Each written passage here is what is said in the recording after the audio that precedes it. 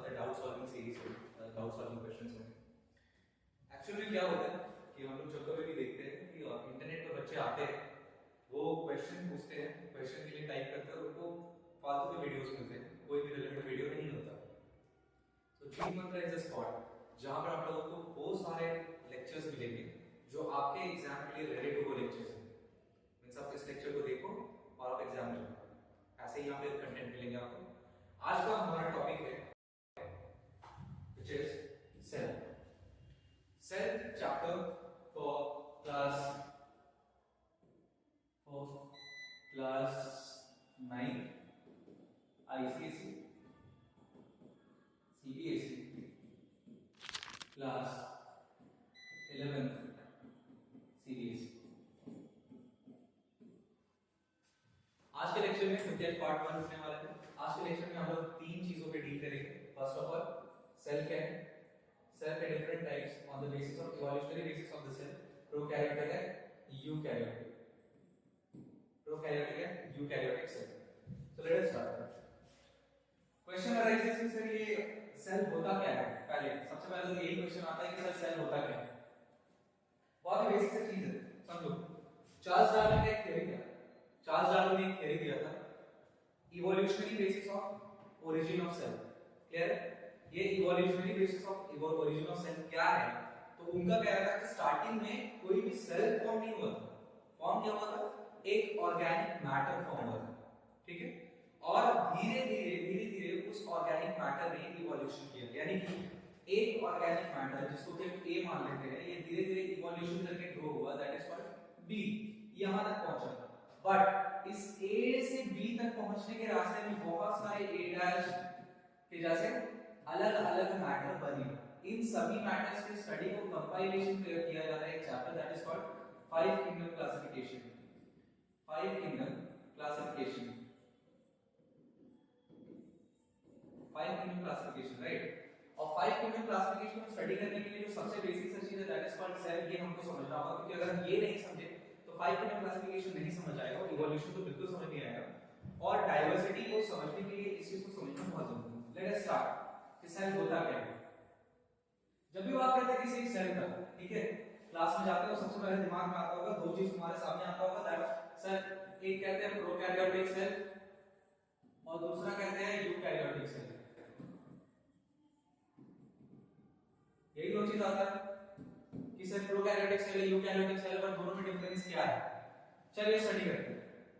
जब हम बात करें प्रोकैरियोटिक एंड यूकैरियोटिक, तो उससे पहले हमको समझना जरूरी है कि बेसिक सा सेल और उसके अंदर स्ट्रक्चर क्या होता है। तो पहले बात करेंगे स्ट्रक्चर ऑफ सेल।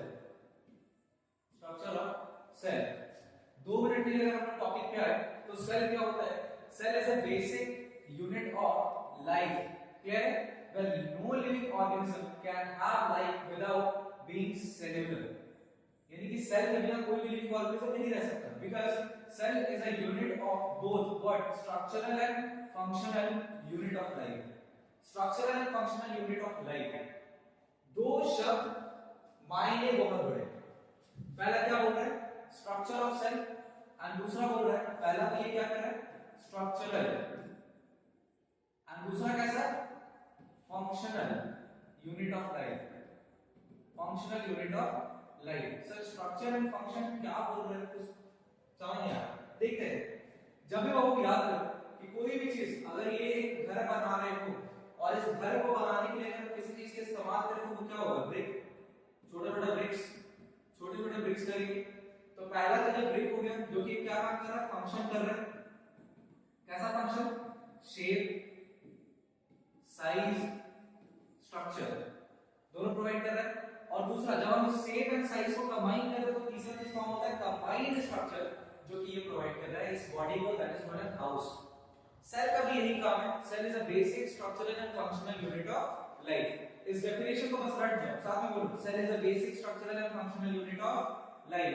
जब यहां पर आ गए तो फिर सर सवाल आता है कि ये जो क्वेश्चन आपने छोड़ा था, what is prokaryotic and what is eukaryotic cell. Prokaryotic और यूकैरियोटिक में क्या फर्क है, दोनों में क्या फर्क है? आ जाओ, समझ में आता है, इस चीज को समझाते हैं। जब हम बात करते हैं किसका? प्रोकैरियोटिक सेल का बात करते हैं। किसका? Prokaryotic cell. साथ में देखते जाओ, ध्यान से देखते जाओ, ठीक है। और दूसरा कौन सा है, यूकैरियोटिक सेल। नीट का बहुत फेवरेट टॉपिक है जो कि क्लास 11 से पूछा जाता है, प्रोकैरियोटिक और यूकैरियोटिक का एक बहुत ही बेसिक सा सवाल है जिसके ऊपर अभी लोग आ रहे हैं। इस सवाल को बस ध्यान से सुनना। ये हमारे पास दो सेल्स हैं, क्लियर है। एक सेल जो है इसके पास जो आउटर पोर्शन है इसको हम लोग जानते हैं क्या कहते हैं, सेल इनवेलप। क्या कहते हैं, सेल इनवेलप या सेल मेम्ब्रेन। इसमें भी हो गया सेम चीज है, सेल मेम्ब्रेन, क्लियर है। सेल मेम्ब्रेन, सेल मेम्ब्रेन, यहां तक में कोई प्रॉब्लम नहीं है। सर एक चीज होता है ना सर, किसी किसी सेल में हमने देखा है कि कहीं पे ये न्यूक्लियस ऐसा सा होता है, किसी किसी में न्यूक्लियस पूरे तरीके से डिफाइन होता है। तो सर ये दोनों में फर्क क्या है, इसके पास न्यूक्लियस जो है वो वेल डिफाइंड नहीं है, वेल डिफाइंड न्यूक्लियस नहीं है, यानी कि अनडिफाइंड न्यूक्लियस है, अनडिफाइंड न्यूक्लियस है। वेयर जब हम बात करते हैं किसका, जब भी हम बात करते हैं किसका, एक यूकैरियोटिक सेल का बात करते हैं। यूकैरियोटिक सेल में हमेशा याद रखना वेल डिफाइंड न्यूक्लियस होगा, वेल डिफाइंड न्यूक्लियस होगा। कोई दिक्कत, इसके पास वेल डिफाइंड न्यूक्लियस, इसके पास वेल डिफाइंड न्यूक्लियस नहीं है। सेकंड चीज जिस पे ये दोनों यहां पे डिफरेंशिएट करेंगे वो किस चीज के ऊपर डिफरेंशिएट करेंगे, on the basis of genetic material. जब भी हम बात करते हैं इसके पास में सिंगल स्ट्रैंड ऑफ डीएनए होगा, सिंगल स्ट्रैंड ऑफ डीएनए, यानी कि having no histone, having no histone, histone protein. इसके पास में क्या रहेगा, क्रोमैटिन रहेगा, बहुत ही ज्यादा कॉम्प्लेक्स स्ट्रक्चर रहेगा। क्या रहेगा, कॉम्प्लेक्स जेनेटिक मटेरियल। किस फॉर्म में, क्रोमैटिन के फॉर्म में हो जाता है ना। और क्रोमैटिन को अगर हम लोग और ज्यादा सिंपल फॉर्म में करें तो चिस्माटा बनता है, चिस्माटा को और भी शॉर्ट फॉर्म में करेंगे तो क्रोमोसोम्स बनेगा, क्रोमोसोम्स के फॉर्म में होता है। इस बात को याद रखना। तो प्रोकैरियोटिक में क्या हो गया सर, जो न्यूक्लियस है वो वेल डिफाइंड नहीं है, इसके पास न्यूक्लियस वेल डिफाइंड है। जेनेटिक मटेरियल का अगर हम बात करें तो इसके पास क्या है, single thread like structure, having no histone protein with it. Histone protein क्या होगा, पहले इस चीज को हल्का सा समझना होगा। तो इसको समझने के लिए समझो यहां हिस्टोन का जब हम लोग बात करते हैं तो हिस्टोन जो है वो एक्चुअली को क्लास 12 में पढ़ना है, बट थोड़ा सा इसका क्रिस्प ले लो कि जेनेटिक मटेरियल जो होता है वो काफी ज्यादा बड़ा होता है, काफी ज्यादा कॉम्प्लेक्स मैटर में होता है। तो इस जेनेटिक मटेरियल को तो कहीं ना कहीं तुम एडजस्ट नहीं कर सकते ना। इसलिए ये समझने वाला बात है कि एक बड़ा सा मेरे पास थ्रेड लाइक स्ट्रक्चर है और हम एक छोटा सा होल लेंगे, बोले कि इसमें थ्रेड को डाल दो, 8 से 9 मीटर का थ्रेड है और इसको इसमें पुट कर दो, नहीं होगा।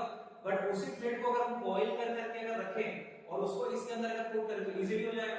सेम चीज स्टोन के साथ भी होता है। स्टोन क्या है, स्टोन ऑप्टिमल को पढ़ना है क्लास 12 में, वहां देखोगे कि जेनेटिक मटेरियल डीएनए जो है वो उसके अराउंड कॉइल होता है, उसके अराउंड कॉइल होता है। ये काफी ज्यादा कॉम्प्लेक्स जेनेटिक मटेरियल को अपने अराउंड कॉइल कर लेते हैं। देखो बात ये क्लास 12 में पढ़ना है, बट थोड़ा सा यहां पे इसका कांसेप्ट है, इसे समझा देंगे। अब समझो, जब हम बात करते हैं प्रोकैरियोटिक एंड यूकैरियोटिक का, तो दो कांसेप्ट अभी तक समझ में आया है। पहला कांसेप्ट ये समझ में आया कि जो न्यूक्लियस वो वेल डिफाइंड नहीं है।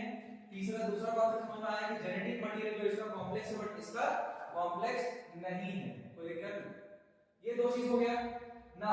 जो तीसरा चीज है जिसमें बहुत ज्यादा डिबेट होता है वो है सर सेल वॉल। क्लियर है।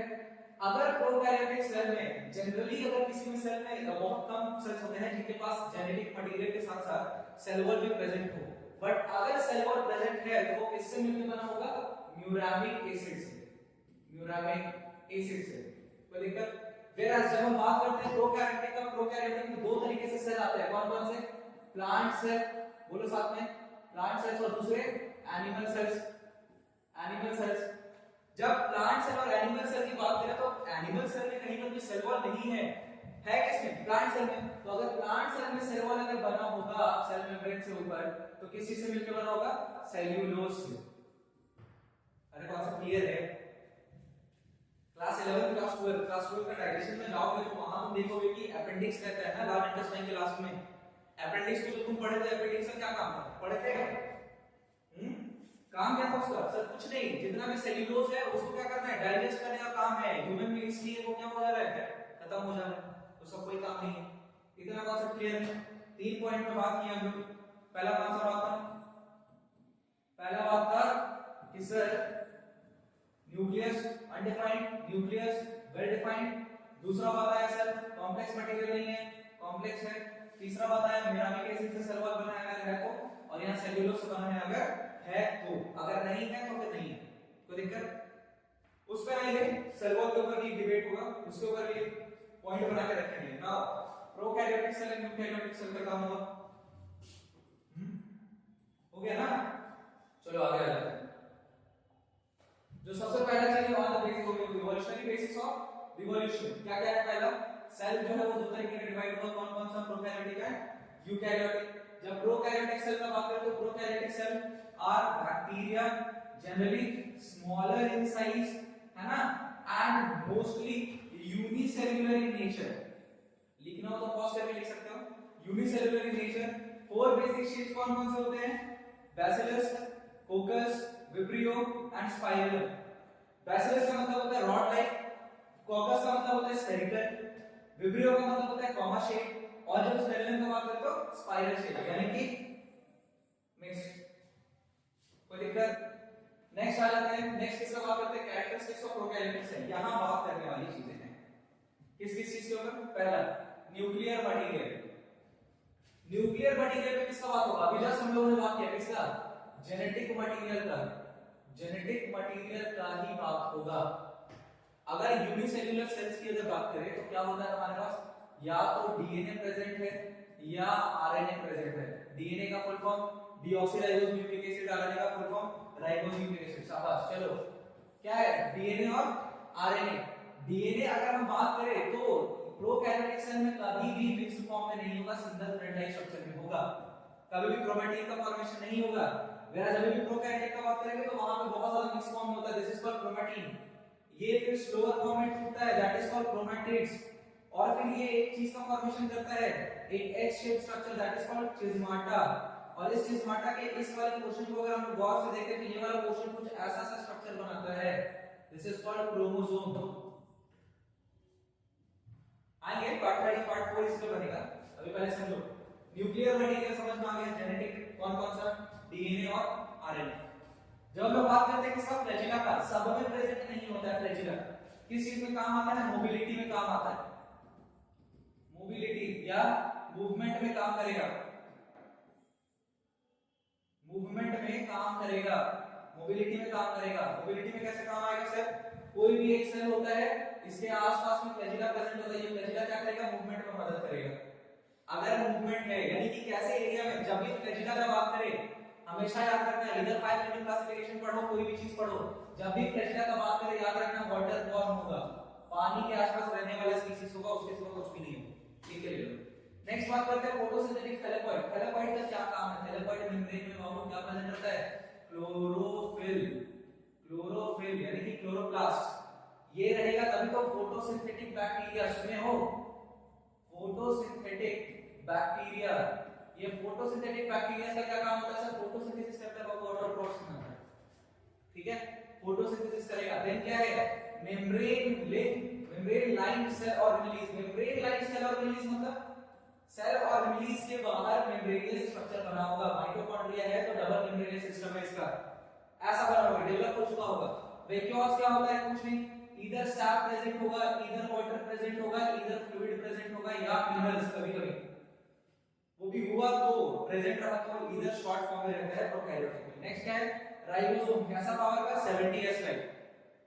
नेक्स्ट बात करते हैं किसका? One envelope system. बताएं ज्यादातर डबल इनवेलप सिस्टम होता नहीं है, कैसा रहेगा? Single envelope system. इसके बाद डीएनए कंटेंट, डीएनए कंटेंट में ऑलरेडी बता चुके हैं, डीएनए रहेगा सिंगल थ्रेडेड स्ट्रक्चर में रहेगा, यूकैरियोटिक के जैसा स्ट्रक्चर नहीं रहेगा। कॉन्सेप्ट क्लियर है? इतना कॉन्सेप्ट क्लियर है? आगे आ जाए, चलो आ जाते हैं यूकैरियोटिक सेल में। यूकैरियोटिक सेल में क्या देखेंगे? Eukaryotes include all the protist, sorry, eukaryotes includes all the protist. क्या बोल रहे सर? कुछ भी बोल के निकल जाते हैं। अरे नहीं बाबू सुनो, जब भी हम बात करते हैं किसका बात करते हैं? यूकैरियोट्स का बात करते हैं। किसका बात करते हैं? यूकैरियोट्स का बात करते हैं। सर आप हमेशा लाइन ऑफ ऑपरेशन में क्यों आ जाते हैं? लाइन ऑफ ऑपरेशन है क्या? वो देखो ये मेरा काम करने का तरीका है। लाइन ऑफ ऑपरेशन क्या है? कुछ नहीं, याद रखना हमेशा जब भी इवोल्यूशन होगा मूवमेंट करेगा कहां से? सिंपल से कॉम्प्लेक्स की तरफ मूवमेंट करेगा। क्या सिंपल कॉम्प्लेक्स बात कर रहे हैं? कुछ नहीं है, simple organism to complex organism. Nature बहुत चालाक है, इस बात को याद रखना। नेचर बहुत चालाक है, ये जब भी मूवमेंट करवाता है किसी भी चीज को तो रिक्वायरमेंट के अनुसार करवाता है। ऐसा नहीं कि तुमको जो अभी चाहिए वो अभी दे देगा ना, जरूरत पड़ेगा उसके अकॉर्डिंग मूवमेंट होगा। तो कभी एक ऑर्गेनिक मैटर बना, वो ऑर्गेनिक मैटर कभी ना करके सेल बना, लेकिन समय के साथ इस सेल को जरूरत पड़ा परिवर्तन करने का, और इस परिवर्तन के अकॉर्डिंग ये जाकर के कॉम्प्लेक्स स्ट्रक्चर बना। कैसे? ये एक स्पीसीज ए है, एक स्पीसीज बी है, एक स्पीसीज सी है, एक स्पीसीज डी है। तीनों एक ही ये जो चारों हैं ये एक ही के हैं, यानी कि ये तीनों एक ही मदर के बच्चे हैं। बट समय के साथ ये आगे बढ़ते गए, समय में चेंजेस होते गए। तो एक अभी जो हुआ करता था इससे चेंज हुआ, this is called mutation. Mutation का डेफिनेशन क्या है? बेसिक डेफिनेशन साथ में बोलो, change in itself according to change in environment, change in itself according to change in environment। अपने अंदर चेंज करेगा एनवायरनमेंट के अकॉर्डिंग। अपने जेनेटिक मटेरियल में चेंज किया, क्या बना? बी। अब बी फिर अपने अंदर चेंज किया, क्या बना? सी। अब तुम सोचो जो सी होगा और ए होगा इसमें थोड़ा थोड़ा सिमिलरिटी बचा होगा, ज्यादा तो सिमिलरिटी नहीं बचा होगा। This is called variation, this is called variation. और ये वेरिएशन जब लंबे पीरियड तक चला, ये फिर से अपने अंदर चेंज किया, तो डी और ए जो है ये पूरे अलग हो गए। This is called evolution, this is called evolution. अब वेरिएशन का क्या डेफिनेशन है? तो change, mutation for a longer period of time leads to variation. यहां तक समझो। इसको समझने का बेसिक टेक्निक क्या है? बेसिक टेक्निक ये है सर, परवेश वर्मा का गाना याद करो, क्या है? हौली हौली हासिल मुकाम होना है, पहला पहला हर बंदा आम होना है। तो ए से क्या हो गया? बी, बी से सी और सी से डी पहुंच गए। अब कोई भी चीज था, 5 किंगडम क्लासिफिकेशन में कौन था भैया? 5 किंगडम को हल्का सा याद करो, थोड़ा सा ज्यादा याद करो, ज्यादा मिक्स नहीं करना, थोड़ा सा याद करो। क्या क्या था भैया? मोनेरा, दूसरा प्रोटिस्टा, सही याद कर रहे हैं, तीसरा फंगई, चौथा प्लांटे, और पांचवा क्या था? एनिमेलिया। अब यहां हमको देखने का काम है, क्या है? यहां समझो, जब हम बात करते हैं किसका, एक मिनट रुको जरा, इसको जरा यहां लाओ, ठीक है? एक मिनट, इसको यहां पे लेके आओ अच्छे से। हाँ, अब देखो इसको, चल अब देखो, जब हम बात करते हैं किसका, मोनेरा का बात करते हैं ना, मोनेरा का सबसे सिंपल था, सिंपलेस्ट था। और जब बात करते हैं एनिमेलिया का और प्लांटिंग का, ये क्या है? सबसे कॉम्प्लेक्स है। तो नेसेसिटी के अकॉर्डिंग अपने अंदर चेंजेस करते हुए मोनेरा कहां तक पहुंच गया? कॉम्प्लेक्स ऑर्गेनिज्म, यानी कि सिंपल से कॉम्प्लेक्स की तरफ मूवमेंट किया। लेकिन जब हम बात करते हैं यूकैरियोटिक सेल का, तो यूकैरियोटिक सेल का बेसिक डेफिनेशन हम लोगों ने क्या पढ़ा था कि सर यूकैरियोटिक सेल जो होता है ये हमारे पास क्या है? सिर्फ प्रोटिस्ट से आगे जितने भी हैं, यानी कि प्लांटे, एनिमेलिया, फंगई, ये सारे के सारे आ जाते हैं। तो सिर्फ एक लाइन समझाने में इतना टाइम लगेगा, चलो कोई बात नहीं। Protist, Plantae, animalia, fungi, clear है? These are eukaryotic cells. आगे आ जाते हैं eukaryotic cells. There is an extensive compartmentalization of cytoplasm. Cytoplasm का एक्सटेंसिव कंपार्टमेंटलाइजेशन हुआ है, यानी कि जब भी हम बात करेंगे किसका? साइटोप्लाज्म के अंदर के मटेरियल का। किसका बात करेंगे? साइटोप्लाज्म के अंदर के मटेरियल का बात करेंगे। तो एक यूकैरियोटिक सेल में, जबकि हम लोग जानते हैं क्या है सर, बेसिक सा चीज है, सेल में एक चीज होता है दैट इज कॉल्ड साइटोप्लाज्म। अंदर में प्रेजेंट रहता है न्यूक्लियस, साइटोप्लाज्म, न्यूक्लियस, क्लियर? अब आ जाते हैं यहाँ पे कि सर साइटोप्लाज्म तो हमको समझ में आ रहा है, इसके अंदर के फ्लूइड को क्या कहते हैं? That is called protoplasm. क्या कहलाता है? प्रोटोप्लाज्म। और जब हम बात करते हैं न्यूक्लियस के अंदर के फ्लूइड का, तो इसके अंदर क्या रहता है? Nucleoplasm, nucleoplasm. अब समझो न्यूक्लियस कंटेन करता है अपने अंदर जेनेटिक मटेरियल्स, ठीक है? बट साइटोप्लाज्म अपने अंदर क्या प्रेजेंट करता है? सब सेल। क्या रखता है?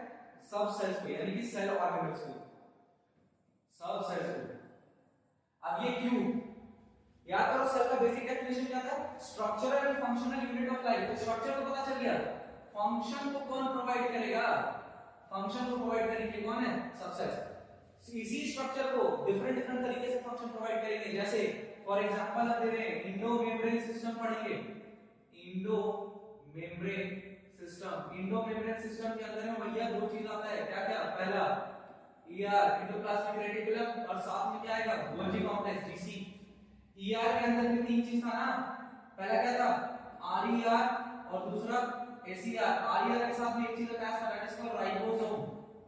राइबोसोम ये सारी चीजों को याद करो, क्या कर रहा है, प्रोटीन सिंथेसिस कर रहा है, पैकेजिंग कर रहा है, ट्रांसफर कर रहा है, किस तक, माइटोकॉन्ड्रिया तक। माइटोकॉन्ड्रिया तक। माइटोकॉन्ड्रिया क्या कर रहा है भैया, वही break down ATP is equal to ADP plus एक इनऑर्गेनिक फॉस्फेट, इसी पर तो आगे गेन करना है सारा कॉन्सेप्ट हुआ, याद तक क्लियर है।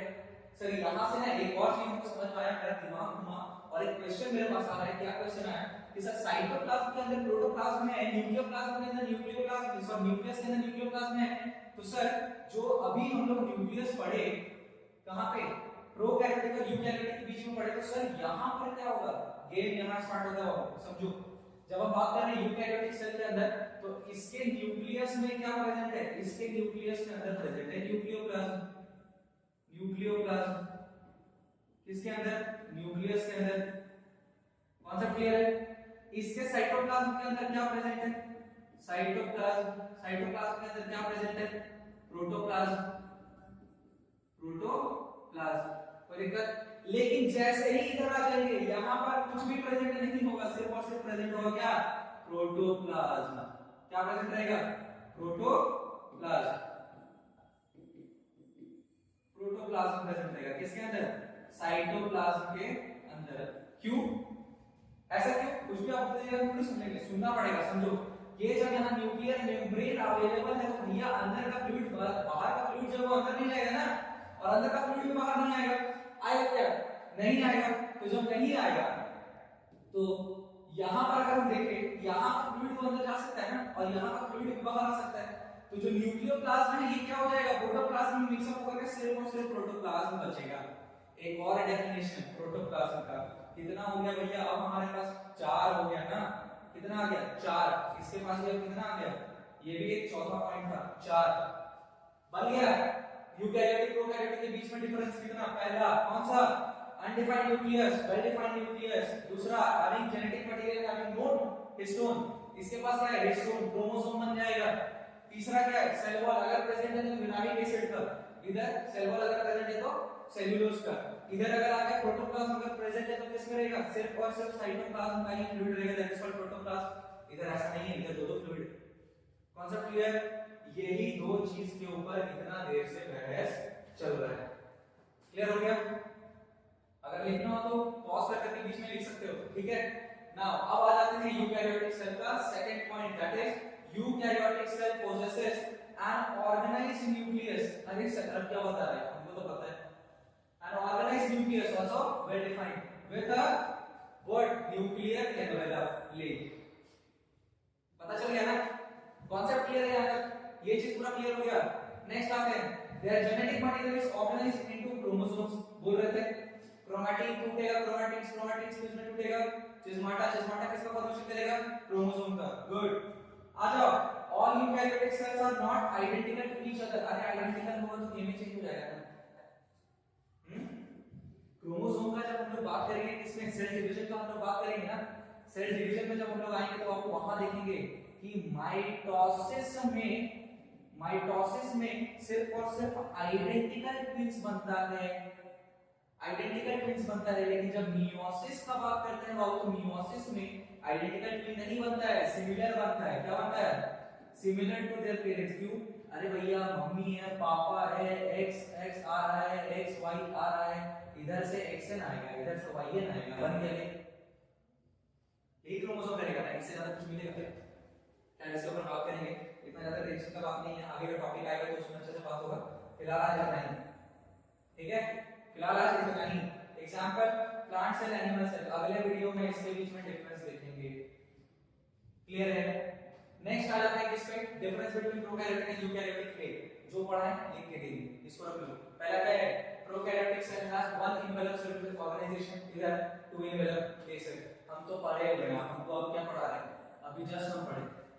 नेक्स्ट क्या है, an organised nucleus is absent inside nucleoid is form. इसके पास कौन सा है, इसके पास में डिफरेंट पैरल में न्यूक्लियस प्रेजेंट है। इधर साइड में क्या है, cell wall is present, possesses muramic acid. इधर साइड में क्या है, पोजेसेस सेल्यूलोज। इधर आ जाओ, DNA is naked without histone. इधर क्या है, विद हिस्टोन, क्योंकि बहुत बड़ा थ्रेड ऑफ डीएनए है ना, इसको छोटे में कंटेन करना है। इतना छोटा सा जेनेटिक मटेरियल क्रोमोसोम वहां तक लेके जाना है, वही एक्स में लेके जाएगा हिस्टोन प्रोटीन के साथ। Protein synthesis occurs only in cytoplasm, इसका पर साइटोप्लाज्म में होगा, लेकिन इसका प्रोटीन सिंथेसिस सिर्फ साइटोप्लाज्म में नहीं होगा, आल्सो माइटोकॉन्ड्रिया एंड प्लास्टिड। पढ़ोगे सेल में, इसी में अभी आगे आएंगे सेल ऑर्गेनल में बताएंगे कि इनके पास अपना राइबोसोम अवेलेबल है। क्लियर है यहां तक? तो आज इतना ही। अगले क्लास में पार्ट 2 करेंगे, एंड पार्ट 2 में हम लोग सबसे पहले हम कवर करेंगे plant cell and animal cell. Second चीज जो कवर करेंगे दैट इज सेल ऑर्गेनल्स, सारे पार्ट्स सेल ऑर्गेनल्स में all each and every part cell organelles हम लोग करेंगे स्पेसिफिकली, एंड उसके बाद क्या करेंगे, genetic material. Stay tuned for this, ठीक है? धन्यवाद, जय हिंद।